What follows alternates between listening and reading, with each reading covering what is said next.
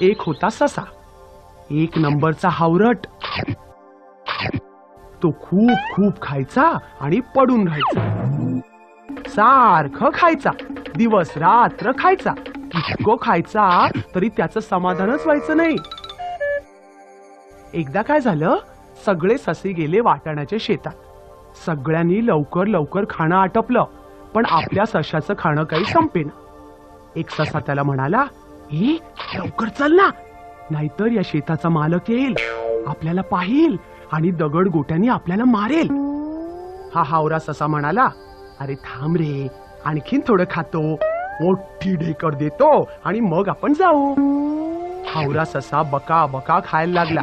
तशी दुसरा ससा त्याला म्हणाला, ए लवकर आटप ना, तू पहा टेकडीवरून शेताचा मालक दिसतोय. हावरा ससा म्हणाला, अरे हो रे, पण अजून शेतात तर नाही ना आला, मग खाऊ दे की मला जरा. आणखी थोडं खातो, मोठी ढेकर देतो, मग आपण निघू. बघता बघता शेताचा मालक शेतात आला.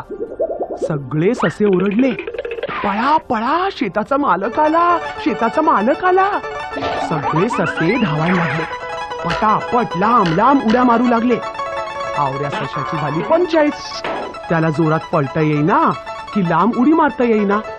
सगळ्या सशांनी कुंपणावरून उड्या मारल्या. हावऱ्या सशांनीही उडी मारायचा प्रयत्न केला, पण त्याचं पोट इतकं वजनदार होतं, इतकं वजनदार होतं की उडी कुंपणावरच पडली. त्याला खूप काटे बोचले.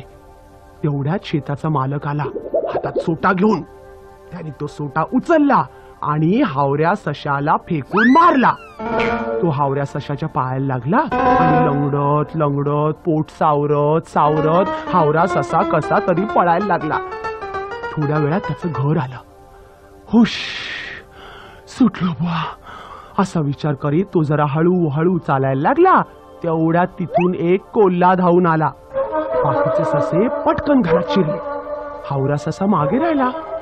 तोही घरात शिरू लागला, पण त्याचं पोट खाऊन खाऊन इतकं टम्म फुगलं होतं की त्याला घरात काही शिरता येईना.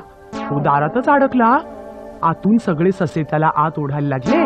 बाहेर कोल्हा त्याची शेपटी धरून त्याला बाहेर ओढायला लागला. खूप ओढाओढी सुरू झाली.